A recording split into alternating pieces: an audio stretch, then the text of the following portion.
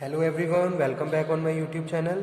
Student, आज के session में जो हम टॉपिक डिस्कस कर रहे हैं इंडस्ट्रियल लॉ में फैक्ट्रीज एक्ट 1948 से है। ठीक है, इसमें हम बात करेंगे health, safety and welfare introduction, जो कि मोस्ट इम्पॉर्टेंट पार्ट है इंडस्ट्रियल एक्ट 1948 का। Okay, so let's begin. These are the silent features of the factories act 1948 in which we will cover the main topic health, safety and welfare provisions. Okay, so let's start health provision. कौन कौन से health provision है factory act, यानी कि अगर हम किसी भी फैक्ट्री को रन कर रहे हैं तो वहाँ पे हमारे लिए सर्टेन प्रोविजंस हैं। ठीक है, एज अगर मैं किसी एम्प्लॉयर की बात कर रहा हूँ तो एम्प्लॉयर के लिए कुछ सर्टेन प्रोविजंस हैं जिन्हें उन्हें फॉलो करना होता है। ठीक है, जैसे कि we have to provide the health proper health practices to the workers, जो भी हमारी फैक्ट्री में काम कर रहे हैं। तो यानी कि हम उनके हेल्थ के रिगार्डिंग भी बहुत सारी चीज़ें कंसीडर करते हैं। Okay, we have to make a conscious about the health provisions and we have to provide the all the facilities which are related to health issues. तो हेल्थ कोई वर्कर्स के साथ कोई हेल्थ के लिए कोई कॉम्प्रोमाइज़ ना हो, उसके लिए हमें बहुत सारी फैसिलिटीज़ प्रोवाइड करवानी होती है। सो जो हेल्थ का जो प्रोविज़न है, इसमें जो प्रोविज़न है वो चैप्टर 3 और सेक्शन 11 to 20 कवर करता है। ठीक है, तो सेक्शन 11 से 20 तक जो पार्ट है वो हेल्थ प्रोविजंस कवर करता है। इसमें फर्स्ट स्टार्टिंग कर रहे हैं हम किससे, क्लीनलीनेस। ठीक है, so cleanliness is the first point. Cleanliness is related to the workers. जहाँ भी वर्कर्स काम कर रहे हैं उनको हमें साफ एंड क्लीन एनवायरनमेंट देना है। जिस भी डिपार्टमेंट में काम कर रहे हैं, जिस भी सीट पे वो काम कर रहे हैं, जिस भी एरिया में काम कर रहे हैं, ठीक है, वो एरिया एकदम साफ और क्लीन होना चाहिए ताकि उसका इफेक्ट कोई भी उसकी हेल्थ पे ना पड़े। तो ये फर्स्ट प्रोविज़न है हेल्थ का, जो कि वर्कर्स से रिलेटेड है और मोस्ट इम्पॉर्टेंट है। Okay, so every factory shall be kept clean and free from the all the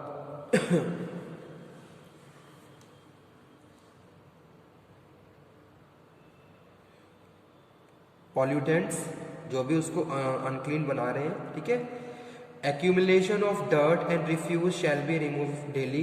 sweeping daily होनी चाहिए हर एरिया पे, जहाँ पासेज है, स्टेयर केस है, रूम्स हैं, सब डे टू डे क्लियर होने चाहिए, क्लीन होने चाहिए, स्वीप होने चाहिए। ठीक है, and the floor and the work room shall be clean at least one in every week, washing using disinfect, यानी कि एक तरीके से जो भी रिक्वायर्ड चीज़ें हैं स्वीप वॉशिंग के लिए, वो सारी चीज़ें वहाँ पे अवेलेबल होनी चाहिए। Floor proper neat and clean होनी चाहिए। Any manufacturing process such extent capable of being drained effective means drainage shall be provided by the maintain. सारी चीज़ें प्रॉपर होनी चाहिए ताकि वहाँ पे सफाई रहे। सेकेंड बात कर रहे हैं drinking water. Drinking water is also most important for the workers because it is related to their health issues. So we have to provide, हमें उनको साफ और एक तरीके से क्लीन एंड सेफ वाटर उनको ड्रिंकिंग के लिए प्रोवाइड करना है। ठीक है, and drinking water must be available on every floor of the factory. हर फ्लोर पे होना चाहिए और ड्रिंकिंग वाटर के आसपास का एरिया बिल्कुल क्लियर होना चाहिए और पानी साफ होना चाहिए। और जो ड्रिंकिंग वाटर का जो टैंक है, जो भी आप यूज़ कर रहे हो, उसकी प्रॉपरली अच्छे से सफाई होती रहनी चाहिए। ठीक है, तो ये भी हेल्थ प्रोविज़न में आता है। और ड्रिंकिंग वाटर फैसिलिटी हर फ्लोर पे होनी चाहिए। ठीक है, उसके बाद नेक्स्ट है latrines and urinals. Proper washrooms होने चाहिए। Washroom must be clean, neat and clean. Daily basis पे उनको साफ करवाना है। ठीक है, जो स्वीपर्स हैं तो ये रिस्पॉन्सिबिलिटी भी है हेल्थ, जो कि हेल्थ इशू से रिलेटेड है। प्रॉपर लैट्रिन्स एंड यूरिनल्स होने चाहिए। In case of man and women all these thing must be separate, क्योंकि कुछ फैक्ट्रीज होती हैं जहाँ लेडी वर्कर्स भी होती हैं, ठीक है, वुमेन भी काम कर रही होती हैं, तो उस केस में प्रॉपर सेपरेशन होना चाहिए। तो इस तरीके की फैसिलिटी। उसके बाद spittoons, there must be spittoon facilities होनी चाहिए। ठीक है, जगह जगह, ताकि आपका एनवायरनमेंट क्लीन रहे। Disposal of effluents and waste, ये फैसिलिटी आपको प्रॉपर अपनी फैक्ट्री में रखनी है ताकि जो भी वेस्ट है उसको प्रॉपरली आप डिस्पोज कर सको और जितने भी इफ्लुएंट्स हैं वो भी आप डिस्पोज कर सको प्रॉपर प्रॉपरली और उसका इफेक्ट वहाँ के एटमॉस्फेयर पे ना पड़े, ठीक है। Room must proper ventilated and temperature proper होना चाहिए जहाँ वर्कर्स काम कर रहे हैं। ऐसा नहीं है कि अगर कोई वर्कर्स काम कर रहे हैं तो वहाँ का टेम्परेचर वहाँ के वर्किंग की वजह से बहुत ज़्यादा हाई हो गया, तो इस तरीके से आपको प्रॉपर इक्विपमेंट वहाँ पे अरेंज करने हैं ताकि आप वहाँ के टेम्परेचर को बैलेंस करके रख सकूँ, मेंटेन करके रख सकूँ। और जो भी रूम्स हैं, जो भी एरिया है, जो भी फ्लोर है, सारी चीज़ें वेंटिलेशन होना चाहिए वहाँ पे ताकि एयर वहाँ पे पास आउट होती रहे, ठीक है। उसके बाद नेक्स्ट है dust and fumes. Dust and fumes के लिए बहुत सारे इक्विपमेंट्स आपको अपनी ऑर्गेनाइजेशन में यूज़ करने हैं, फैक्ट्री में यूज़ करने हैं ताकि ब्रीथिंग के साथ वो वर्कर्स के बॉडी में एंट्री ना कर सके, ठीक है। Artificial humidification you have to use. Over crowding नहीं होनी चाहिए। No room any factory shall be over crowded in an extent injurious to the health of the worker employed therein, ठीक है। तो ओवर क्राउडिंग नहीं होना चाहिए। अगर कोई एक रूम है तो उसमें कुछ लिमिटेड नंबर से वर्कर्स को वहाँ पे आपको एंट्री देनी है और वो वहाँ पे बैठ के काम करेंगे, ठीक है। और लास्ट है lighting. There must be proper lighting facility in the front of the workers where they are working. जहाँ पे भी वो काम कर रहे हैं वहाँ पे प्रॉपर लाइट फैसिलिटी होनी चाहिए, चाहे दिन की बात हो चाहे रात की बात हो, ठीक है। हर केस में every time light proper maintain होनी चाहिए, ओके। और लाइट की प्रॉपरली मेंटेनेंस भी होती रहनी चाहिए ताकि किसी भी दिन उनको कोई भी ऐसा टाइम ना मिले जहाँ लाइट ख़राब हो गई है और वो आराम से बैठे हुए हैं, ठीक है। तो प्रॉपर उसकी हमें मेंटेनेंस भी रखनी है। तो ये सारे प्रोविजंस चैप्टर 3 का पार्ट है और सेक्शन 11 से 20 कवर होते हैं, ठीक है, जो कि हेल्थ से रिलेटेड है। उसके बाद नेक्स्ट है सेफ्टी प्रोविजंस। तो सेफ्टी जो प्रोविजंस हैं, सेफ्टी प्रोविजंस सेक्शन 21 से 41 में आते हैं of the industrial act 1948, okay.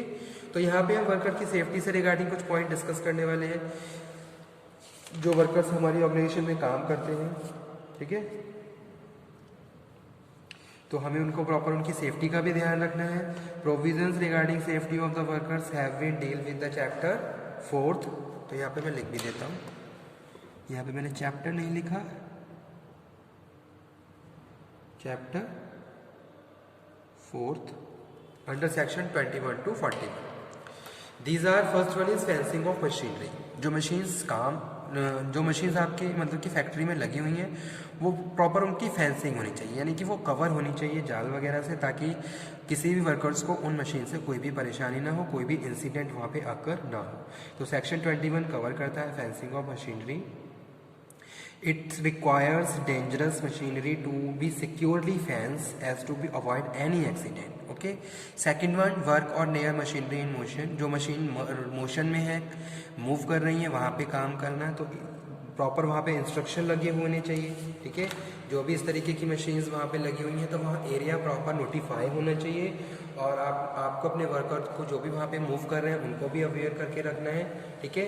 तो इस तरीके की प्रैक्टिसेस आपको अपने ऑर्गेनाइजेशन में अपने वर्कर्स को प्रोवाइड करवानी है। As well as in a factory it may become necessary to examine any part of machinery refer to above in the section 21 while in the machinery in the motion, ठीक है। जैसे आपने देखा होगा पुली चल रही होती है, कोई मशीन है उसमें गियर लगे हुए हैं तो वो मूव कर रहे हैं, तो इस तरीके से। उसके बाद थर्ड है employment of young person in dangerous machines. No young person shall be required or allowed to work at a machine declare dangerous, ठीक है, बाय द स्टेट गवर्नमेंट। तो इस तरीके का एम्प्लॉयमेंट क्या है, वैलिड नहीं है अकॉर्डिंग टू दिस प्रोविजन, ठीक है। सो वही चीज़ मैं यहाँ पे बता रहा हूँ, no young person shall be required or allow to work any machine declare dangerous by the state government. Next है striking gear and device for cutting power. Section 24 cover करता है in every factory suitable striking gear or other efficient mechanical appliances shall be provided and maintained used to move driving belts, ठीक है। इस तरीके की practices proper होनी चाहिए। तो वो यहाँ पे हम बात कर रहे हैं striking gear or device for cutting of power, okay. Self acting machines, no traversing part of self acting machine is any factory or no material carried thereon shall be if there safe space over it run its space over which may person liable to pass। इस तरीके के वहाँ पे कोई सामान इकट्ठा नहीं करना है। Chief inspector may permit the continue use of machine install before the commencement of this act. कोई भी मशीन इंस्टॉल करनी है then you have to take a permission of the factory chief inspector, ये भी एक प्रोविज़न है। Casing of new machineries, new machine install करनी है प्रॉपर आपने अपने उसके लिए परमिशन लेनी पड़ेगी। उसके बाद उससे पहले अपने ट्रेनर जितने भी वर्कर्स उसको रन कर ऑपरेट करने वाले हैं उनको ट्रेनिंग देनी होगी, उसका रिकॉर्ड आपको अपने रिकॉर्ड में रखना पड़ेगा, तब जाके आप उसको इंस्टॉल कर सकते हो। तो ये एक प्रोविज़न है जो सेक्शन 26 का पार्ट है। Okay, prohibition of employment of woman children near cotton openers, तो ये एक प्रोहिबिशन है कॉटन ओपनर्स के नियर, या फिर वहाँ पे आप एम्प्लॉयमेंट नहीं हो सकता वुमन का या चिल्ड्रन का। ठीक है, हॉस्ट एंड लिफ्ट, अगर फैक्ट्री में लिफ्ट्स लगी हुई हैं, हॉस्ट लगे हुए हैं जहाँ जो सामान लाने ले जाने के लिए कन्वीनियंट होते हैं, तो प्रॉपर उनका इंस्पेक्शन होते रहना चाहिए, उनकी प्रॉपर मेंटेनेंस होती रहनी चाहिए। ठीक है, क्योंकि वहाँ पे ज़्यादा चांसेस होते हैं एक्सीडेंट होने के। सो प्रॉपर वहाँ पे मेंटेनेंस रिक्वायर्ड है, तो ये भी प्रोविज़न है। उसके बाद हम बात कर रहे हैं लिफ्टिंग मशीन्स, चेन, रोप, लिफ्टिंग टैकल्स। ठीक है, तो इन सब को भी यहाँ पे हम बात कर रहे हैं कि भाई properly maintained, of good construction, sound material, adequate strength and free from defects, ये सारी चीज़ें होनी चाहिए। कोई डिफेक्ट नहीं होना चाहिए वहाँ पे लिफ्ट वगैरह में, या कोई रोप है या कोई लिफ्टिंग टैकल्स है। ओके, नेक्स्ट है रिवॉल्विंग मशीनरी, सेक्शन 30 कवर करता है। ठीक है, जैसे ग्राइंडिंग है, is carrying on, there shall be permanently affixed और place near each machine in use notice indicating to maximum safe. आपको वहाँ पे इंस्ट्रक्शन लगाने हैं कि भाई किस तरीके से मशीन्स को यूज़ करना है। रिवॉल्विंग मशीनरी की बात कर रहे हैं। स्पीड इंडिकेटेड इन अबव रेफर्ड्स, आपको स्पीड भी वहाँ पे इंडिकेट करनी है ताकि उतनी ही स्पीड से वर्कर उसको ऑपरेट करें। And notice shall not be exceeded. Okay, उसके बाद नेक्स्ट है pressure plant, section 31। If in any factory any plant or machinery used in the manufacturing process is operating at a pressure above atmospheric pressure, effective measures shall be taken to ensure that the safe working pressure of the part is not exceeded। ठीक है, अगर pressure plant लगा रखा है तो उसको आपको ये ध्यान रखना है कि वही जो एक सेफ जो एयर प्रेशर होना चाहिए वो एक्सीड ना करे। ठीक है, तो वही चीज़ यहाँ पे हम बात कर रहे हैं, safe working pressure of such part is not exceeded अगर आप प्रेशर प्लांट यूज़ कर रहे हो। ठीक है, मैन्युफैक्चरिंग प्रोसेस में फ्लोर, स्टेयर और एसेस, फ्लोर प्रॉपर मेंटेन होनी चाहिए, वहाँ पे प्रॉपर इंस्ट्रक्शन लगे होने चाहिए।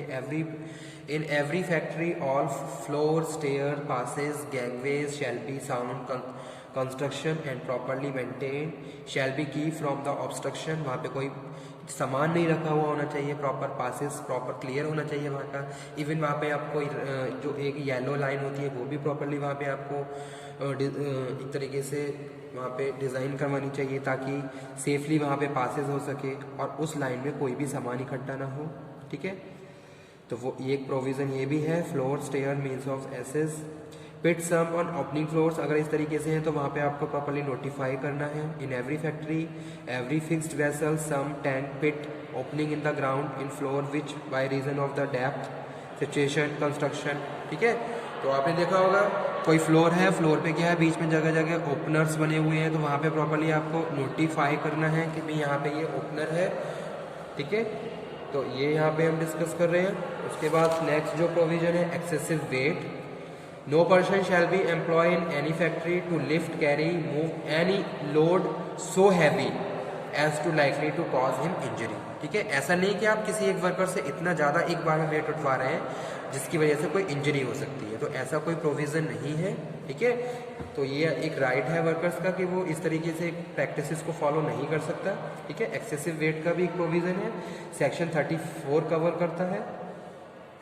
प्रोटेक्शन ऑफ आईज, अगर कोई फैक्ट्री रन हो रही है और वहाँ पे इस तरीके का कोई एनवायरनमेंट बना हुआ है जैसे केमिकल पे कोई काम हो रहा है, तो वहाँ पे प्रॉपर आई वॉश स्टेशंस भी होनी चाहिए ताकि आई को प्रोटेक्ट किया जा सके।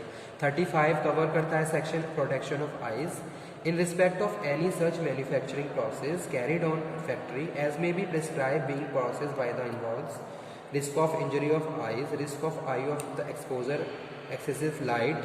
ठीक है, तो वहाँ पे प्रॉपर प्रिवेंटिव एक्शंस लेनी है और साथ के साथ आपको वर्कर्स को आई वॉश स्टेशन की फैसिलिटी प्रोवाइड करवानी होगी। ठीक है।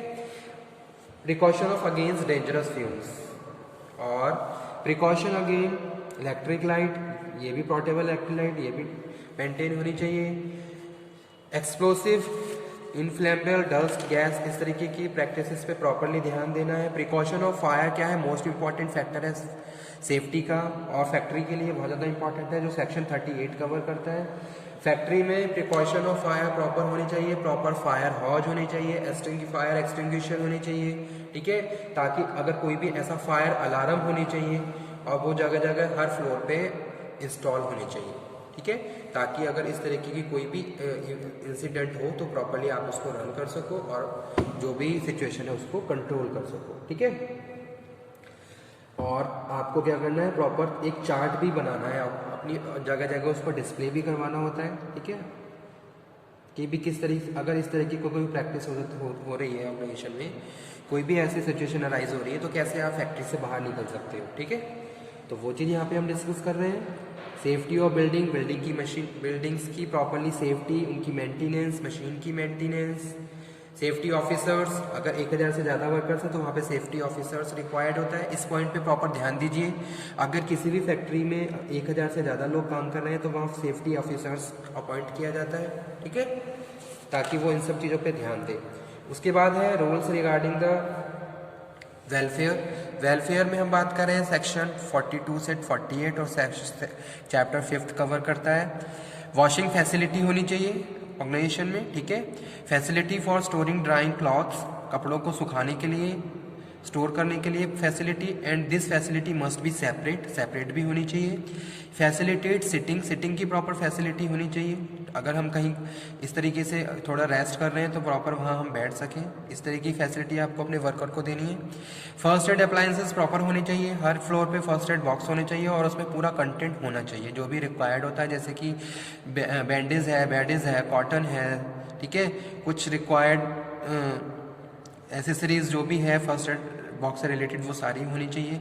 कैंटीन्स, अगर 250 से ज़्यादा लोग काम कर रहे हैं तो आपकी फैक्ट्री में कैंटीन होनी चाहिए और canteen must be hygiene and proper clean होनी, ठीक है। Shelter, rest room, lunch rooms होने चाहिए। 150 वर्कर्स अगर आपके फैक्ट्री में काम कर रहे हैं तो शेल्टर, रेस्ट रूम और लंच रूम का प्रोविज़न भी बन जाता है, ठीक है। आपको सेपरेट वर्कर्स को लंच रूम बना के देना है ताकि वर्कर्स रेस्ट, जब भी लंच हो रहा है तो अपने जो वर्किंग प्लेस है वहाँ से हट के जो लंच रूम है वहाँ पे खाना खाएं और वहाँ पे रेस्ट करें, ठीक है। क्रैचेज, अगर 30 से ज़्यादा वर्किंग वुमेन हैं तो वहाँ पे क्रैचेज भी होना चाहिए ताकि बच्चों की देखभाल, ट्रेंड स्टाफ होना चाहिए वहाँ पे, प्रॉपर लाइटिंग, वेंटिलेशन, सारी फैसिलिटी आपने अपनों को जितने भी वर्कर्स हैं उनको प्रोवाइड करवानी है। तो so these are the provisions which are related to welfare, safety and health, ठीक है। मोस्ट इंपॉर्टेंट पार्ट है फैक्ट्री एक्ट 1948 का, health, safety and welfare introduction. So this is all about. Okay student, thank you very much, thanks a lot.